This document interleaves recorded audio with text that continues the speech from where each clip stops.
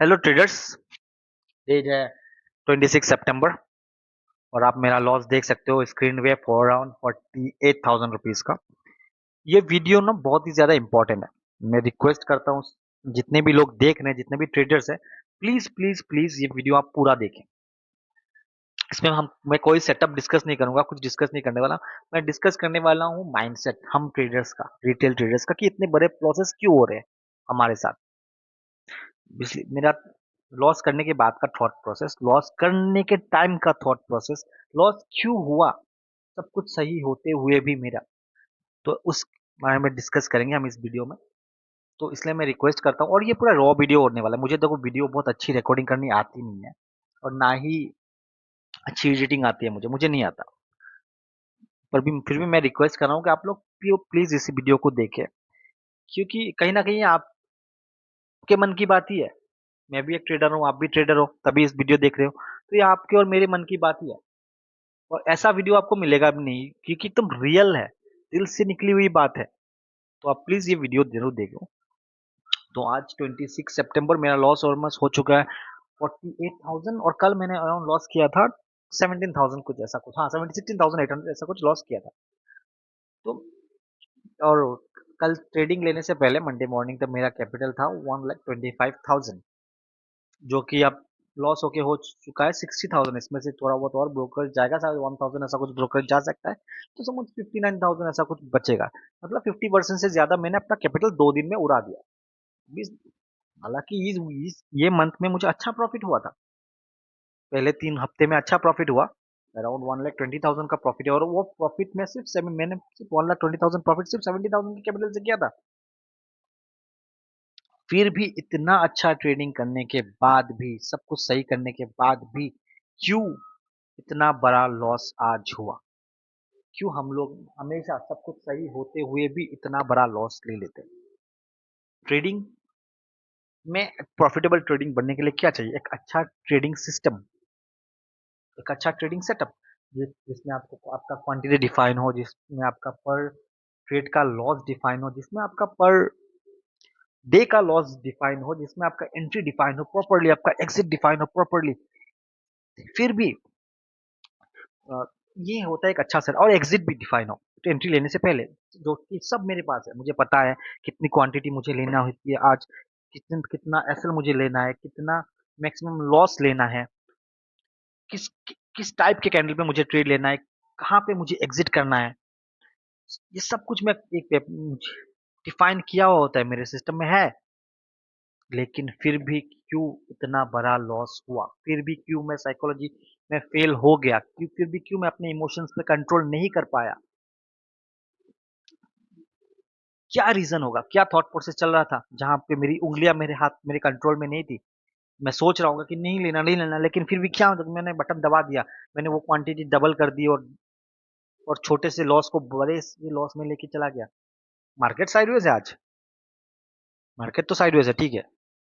आज लॉस करने का दिन है ऑप्शन बायर्स के लिए, कोई बात नहीं। लेकिन अगर ये लॉस मैंने अपने लिमिट में किया होता, तो भी क्यों नहीं कर पाया अपने लिमिट में लॉस, जबकि मैं इतना अच्छा ट्रेड कर रहा था? तो अभी डिस्कस करते हैं कि बड़े लॉसेस क्यों होते हैं, क्या रीजन है बड़े लॉसेस के होने का। तो सब ट्रेडर्स को पता होगा कि बड़े लॉसेस करने का रीजन, जो सबसे बड़ा रीजन है, वो है ओवर ट्रेडिंग। ये एक बड़ा रीजन है बड़े लॉसेस होने का, ठीक है। लेकिन सिर्फ ओवर ट्रेडिंग नहीं है, एक और रीजन है। हम लोग जब ओवर ट्रेड करते हैं ना, जिस दिन लॉस ओवर ट्रेड करते हैं लॉस रिकवर करने के लिए, प्रॉफिट कमाने के लिए ओवर ट्रेड नहीं करते, लॉस रिकवर करने के लिए करते हैं। और उस लॉस रिकवरी में, ओवर ट्रेडिंग के प्रोसेस में, एक और चीज करते हैं, वो है क्वांटिटी ज्यादा लेते हैं हम लोग हमेशा। अब देखना, जब भी ओवर ट्रेड करो, फर्स्ट लॉस ओके सही था, सेकेंड लॉस भी ओके सही था, इसके बाद वाले जो ना, जो लॉसेस होंगे उसमें आपने क्वांटिटी भी ज्यादा ली होगी, क्योंकि आपको रिकवर करना था, लॉस रिकवर करना था। सो हम लोगों के अंदर में लॉस रिकवरी करने का इतना प्रेशर क्यों होता है, इतना चुल क्यों होता है कि लॉस रिकवर करना ही है। हम लोग क्यों अपने आप को कंट्रोल नहीं कर पाते, ओवर ट्रेड कर लेते हैं या फिर जो भी कुछ कर लेते हैं। उसका मेन रीजन क्या है? मेन रीजन है एक्सपेक्टेशन। एक्सपेक्टेशन जो हम लोग रखते हैं ट्रेडिंग से। सो एक्सपेक्टेशंस मार्केट में किस टाइप के बनते हैं? एक होता है ट्रेडर जो पूरा ही बिगिनर हो, अभी स्टार्ट किया है, ठीक है ना। और एक होता है जिसने मार्केट में 2 से 3 साल दे दिए होते हैं, तो उनके एक्सपेक्टेशंस अलग अलग टाइप से फॉर्म होते हैं।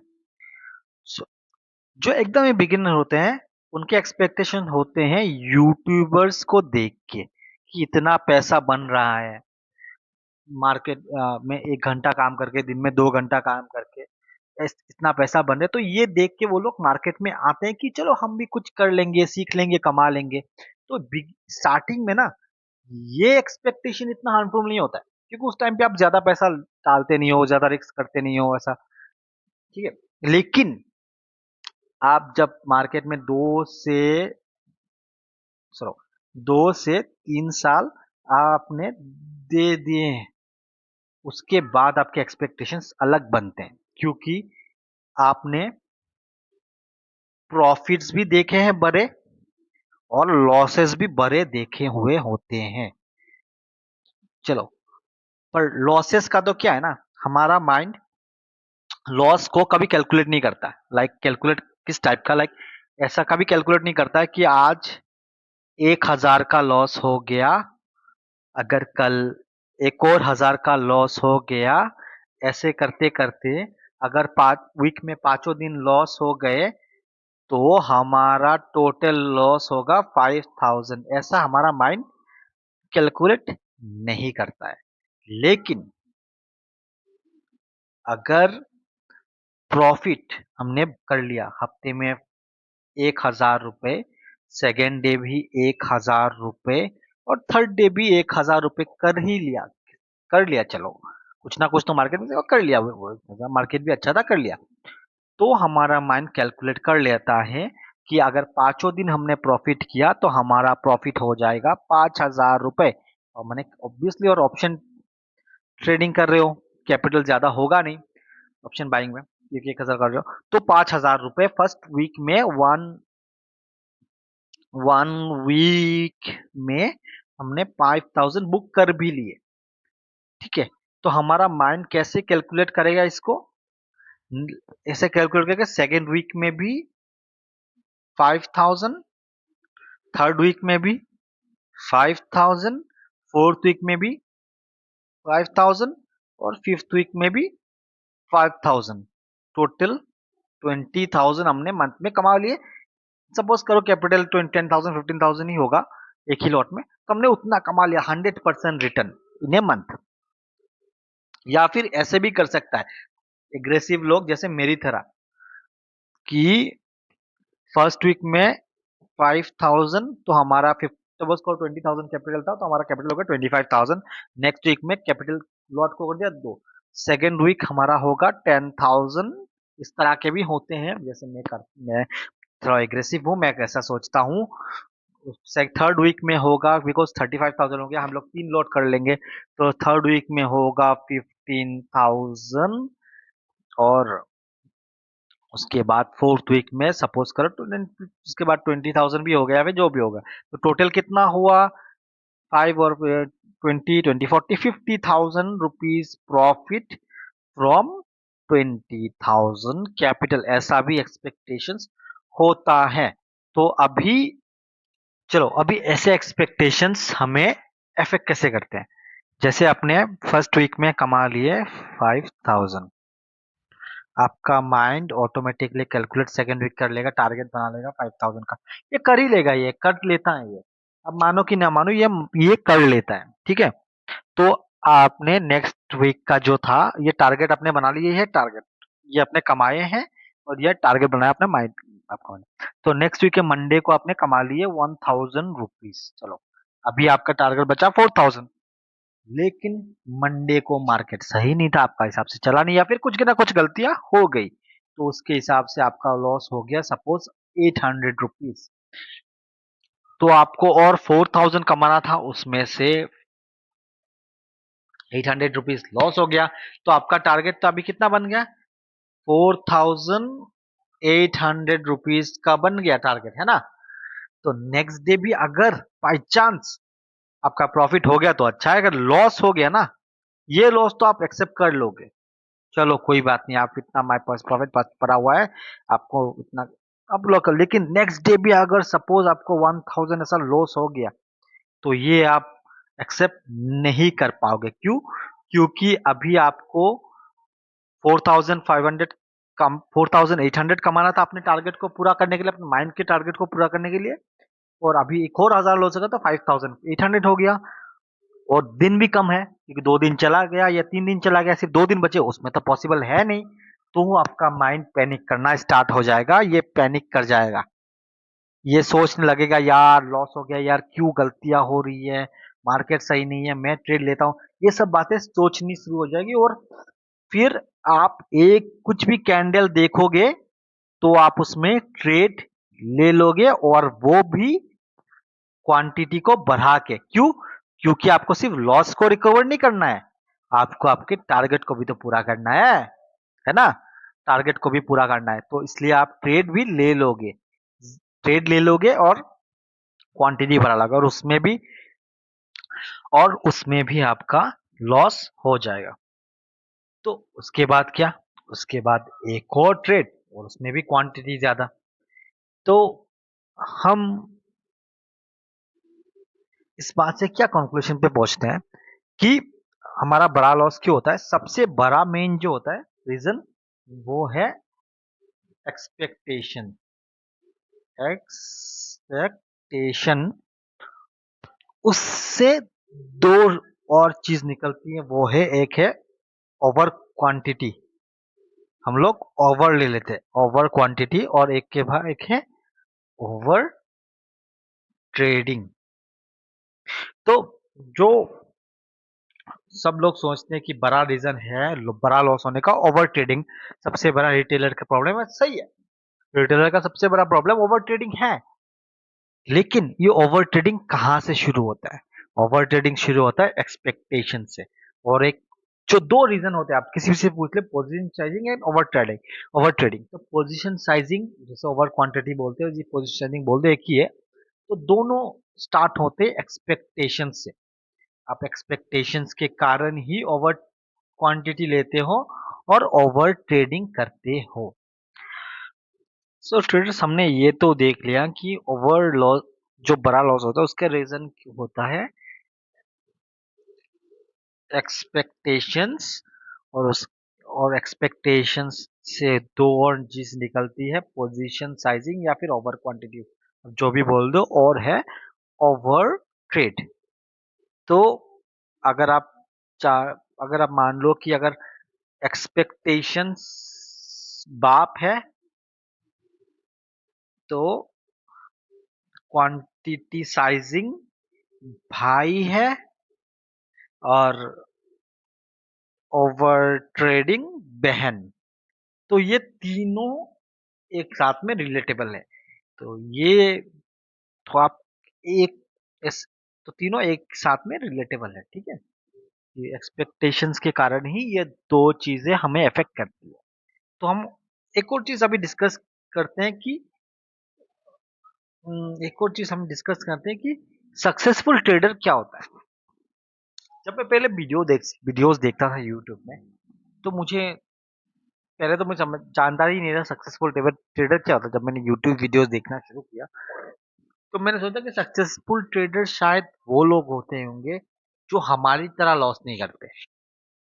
हमारी तरह लॉस करने का मतलब कि बिग लॉस करना, है ना, बिग लॉस करना, ये होगा हमारी तरह लॉस करने का मतलब।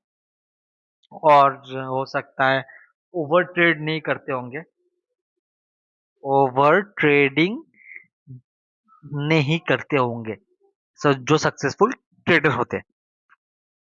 और शायद उनका मतलब जो हमारा प्रॉब्लम्स है क्वांटिटी कंट्रोल, उन क्वांटिटी पे कंट्रोल होगा उनका, ये मैं सोचता था। पर टाइम बाय टाइम मैं ये सोचता था टाइम बाय टाइम कि वो लोग के पास ऐसा क्या है, ऐसा क्या है कि मेरे पास वो नहीं है, मेरे पास या आप लोगों के पास वो नहीं है कि आप एक सक्सेसफुल ट्रेडर बन सको। वो लोग ऐसा क्या करते होंगे, वो ऐसा क्या करते होंगे कि वो लोग सक्सेसफुल ट्रेडर बन गए। क्या मतलब, क्या खाते होंगे,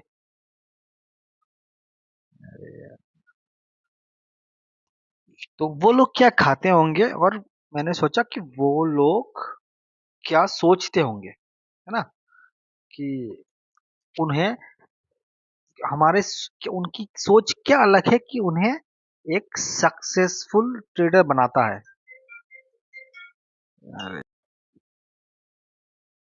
कि वो लोग क्या सोचते होंगे, उनको क्या चीज है ऐसे कि उनको हमसे अलग बनाता है, कि उनको हमसे अलग बनाता है कि वो लोग सक्सेसफुल बन गए, वो लोग सब कंट्रोल कर लिए। अगर कि वो लोग अपने, एक सेकंड, कि वो लोग अपने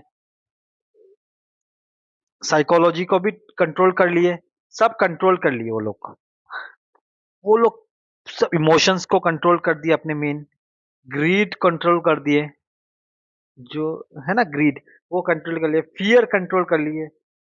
तो ऐसा क्या चीज करते होंगे ना वो लोग, जो उन लोगों ने सब कर लिया कंट्रोल, जो यूट्यूब में दिखाते हैं वो लोग, अपना फियर कंट्रोल कर लिया, अपना ग्रीड कंट्रोल कर लिया। क्या कर रहे होंगे ऐसे, ऐसा अलग क्या, हम लोग भी मेहनत कर रहे हैं भाई, हम लोग भी मेहनत कर रहे हैं, हम लोग भी हार्ड वर्क कर रहे हैं, लेकिन उन लोगों ने ऐसा ऐसा क्या अलग कर दिया कि वो लोग सक्सेसफुल बन गए वो लोग, है ना, हम लोगों से अलग, कि उन लोगों के पास क्वालिटी अलग है, उन लोगों के पास टैलेंट अलग है, वो लोग ज्यादा मेहनत करते हैं, ऐसा तो नहीं है। हम लोग भी मेहनत करते हैं भाई, हम भी दिन रात सोचते हैं ट्रेडिंग में कैसे कर ले, अपने गलतियों पे सोचते हैं, पर हम तो नहीं कर सकते। पर उन लोगों ने ऐसा क्या कर दिया, तो जब वो चीज में सोचने लगा तब मैं एक कंक्लूजन पे पहुंचा। मैं ये कंक्लूजन पे पहुंचा ना कि आप बिग लॉस को ना, ये जो बिग लॉस है, इसको कभी अवॉइड नहीं कर सकते। ये आप ये आपके लाइफ में आता ही रहेगा, आता ही रहेगा, आता ही रहेगा, एट सम पॉइंट आता ही रहेगा। अगर आप इंट्राडे ट्रेडर हो, ऑप्शन बायर्स, तो ये आता ही रहेगा, इसको आप अवॉइड नहीं कर सकते। लेकिन जो इंग्लिश में बोलते हैं, बट लेकिन आप इसकी परिभाषा को चेंज कर सकते हो। कैसे? सब अभी आज मेरा कैपिटल 1,20,000 था, 120K। सपोज मेरा कैपिटल 500K होता, 5 lakhs, या फिर 700K होता, 7 lakhs, तो ये 40,000, 45,000, 47,000 का लॉस उतना इफेक्ट नहीं करता, है ना। अगर मैंने सेम क्वांटिटी, ये सेम क्वांटिटी फॉर 7 lakhs या 5 lakhs कैपिटल में भी लिए होते, 500K पे लिए होते, तो क्या इतना बड़ा लॉस दिखता? नहीं दिखता। वो लॉस मुझे इतना इफेक्ट नहीं करता, है ना। तो हम कंक्लूजन पे क्या पहुंचे कि आप बिग लॉस को तो अवॉइड नहीं कर सकते। ये जो बिग लॉस है, ये आपका पार्ट है, इससे पार्ट, लेकिन आप इस बिग लॉस के परिभाषा को चेंज कर सकते हो, इफेक्ट को चेंज कर सकते हो, बिग लॉस के इफेक्ट को। कैसे? क्वांटिटी को सही रख के, बिग लॉस के इफेक्ट को हम कैसे सही रखें, क्वांटिटी को सही रख के, और फिर क्वांटिटी कैसे सही रखेंगे, सो हम अपने क्वांटिटी को सही रख सकते हैं, हम अपने एक्सपेक्टेशंस को सही रखें, जो कि है सबका बाप, एक्सपेक्टेशन सबका बाप है, उसको सही रख के हम अपने क्वांटिटी को सही रख सकते हैं। देखो, जो बड़े बड़े ट्रेडर्स होते हैं ना यूट्यूब में, जो बड़े बड़े ट्रेडर्स होते हैं, जैसे घनश्याम सर हो गए, पावर ऑफ स्टॉक्स होंगे, या फिर जो भी बड़े बड़े ट्रेडर्स हो गए, वो भी बिग लॉस करते हैं यार, पर वो अपने बिग लॉसेस कभी शो नहीं करते, वो अपने बिग लॉस कभी शो नहीं करते। क्यों? क्योंकि उनको अपने यूट्यूब उनके अपने यूट्यूब चैनल पे अपना जो लेवल है वो मेंटेन करना होता है ना, लेवल मेंटेन करना होता है। पर वो लोग भी बिग लॉस करते हैं यार, बिग लॉस, सब लोग बोलते हैं कि loss is a part of A game, पर ऐसा नहीं है, ये लॉस तो है पार्ट ऑफ ए गेम, लेकिन बिग लॉस भी पार्ट ऑफ ए गेम है, ठीक है, बिग लॉस भी पार्ट ऑफ ए गेम है, लेकिन बिग लॉस को कोई एड्रेस नहीं करता, कोई दिखाना नहीं चाहते। आज आज अभी कंट्रोवर्सी चल रही है घनश्याम सर के ऊपर कि उन्होंने 3 CR का लॉस नहीं दिखाया, 4 CR का लॉस नहीं दिखाया। वो क्यों चल रही है? क्योंकि उनको भी बिग लॉसेस होते हैं भाई, पर वो लोग अपने बिग लॉस दिखाना नहीं चाहते। क्यों? क्योंकि वो लोग ऐसे दिखा देंगे कि ऐसा, फिर तो ऐसा शो हो जाएगा कि वो लोग भी सेम है। लेकिन आप इंट्राडे ट्रेड कर रहे हो, ऑप्शन ट्रेडिंग कर, कितना भी सक्सेसफुल हो जाओ, आप बिग लॉस से नहीं बच सकते, आप बिग लॉस से नहीं बच सकते, ये आपको होना ही होना है। सो मेरे जो बड़े लॉसेस हुए हैं उसका पीछे का रीजन भी यही है, रीजन है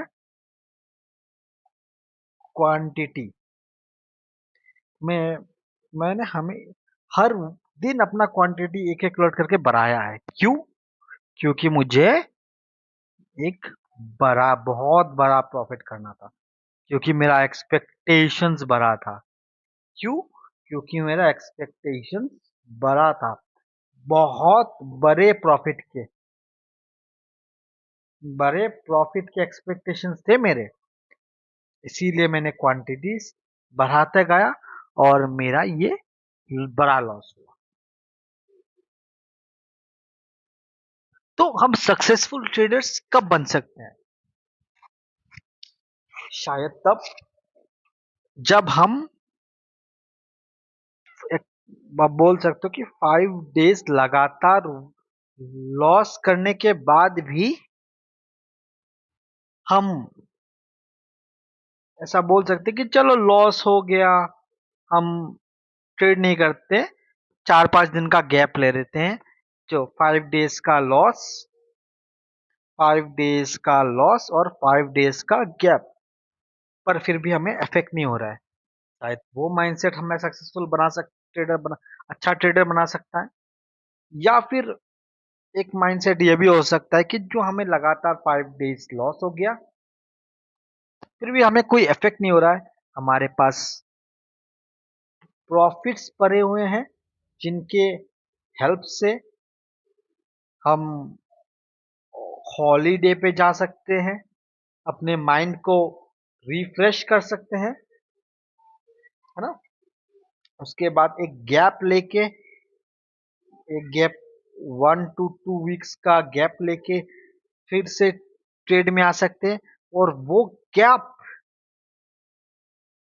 वो गैप हमें इफेक्ट ना कर रहा हो, तब हम बोल सकते हैं कि हम सक्सेसफुल ट्रेडर की लाइन, सक्सेसफुल ट्रेडर की काउंटिंग में आ गए हैं, या फिर सक्सेसफुल ट्रेडर पता नहीं एक अच्छे ट्रेडर बन गए हैं, क्योंकि वो लॉसेस वो लॉसेस हमें अफेक्ट नहीं कर रहे हैं।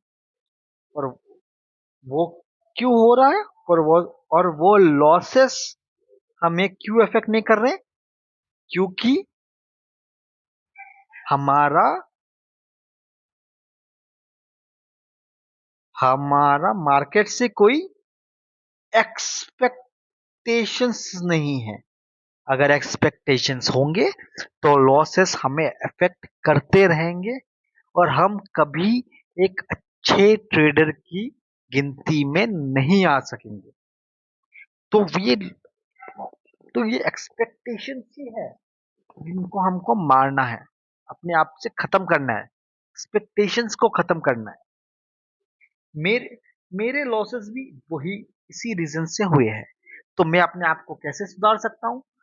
चलो कोई बात नहीं, मैंने 70K से 140K बनाया 2 वीक्स में। लेकिन क्या मैं ये दोबारा कर सकता हूँ? बिल्कुल कर सकता हूँ। मैं दोबारा 70K से 140K बना सकता हूँ, जिससे 2 वीक्स में, ये मुझे पता है। लेकिन क्या मैं फिर उसी 140K से 280K बना सकता हूँ? नहीं बना सकता। पता है क्यों? क्योंकि मैं उसमें कंफर्टेबल नहीं हूं उस क्वांटिटी में। ऐसा नहीं है कि मैंने 70K से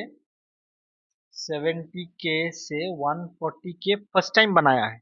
मैंने पहले भी ऐसा किया है, लेकिन फिर मैं 140K में जाके फंस जाता हूं। क्यों? क्योंकि उस टाइम मैं क्वांटिटी भी बढ़ाता रहता हूं।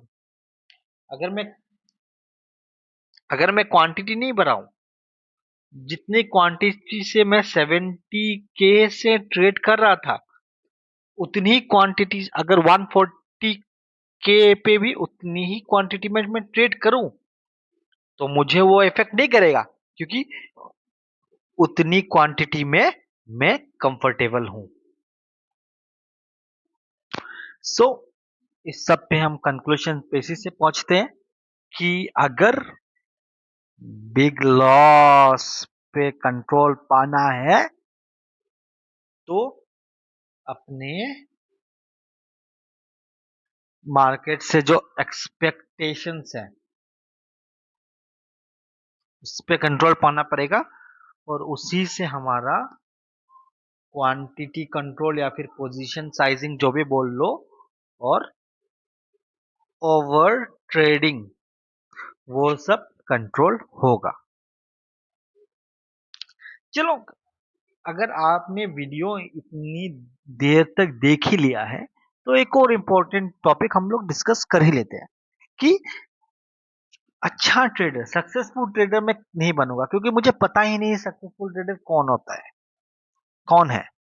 हमें ट्रेडर बनने के लिए हर दिन मेहनत करना पड़ेगा, हर दिन। हम सक्सेसफुल ट्रेडर कभी नहीं बन सकते, हम सिर्फ अच्छे ट्रेडर बन सकते हैं। Okay, not successful trader, let's make a word अच्छे trader. Successful trader is a myth.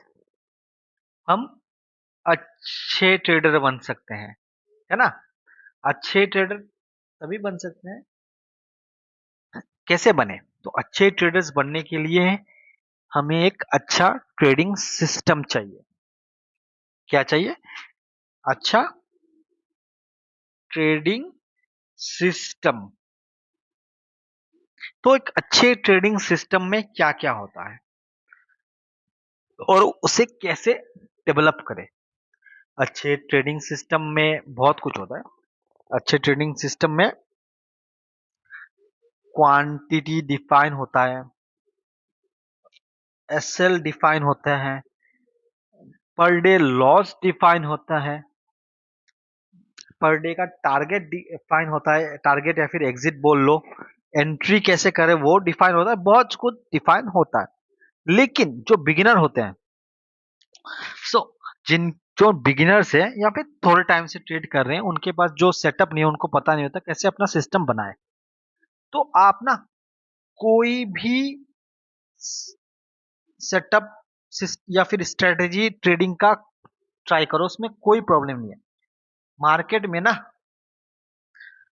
Her system काम करता है, ठीक है, हर सेटअप काम करता है, हर इंडिकेटर भी काम करता है, सब प्राइस एक्शन, हर इंडिकेटर, सब कुछ काम कर रहे हैं, इंडिकेटर भी प्राइस एक्शन से ही बने हुए हैं, तो सब कुछ काम करता है।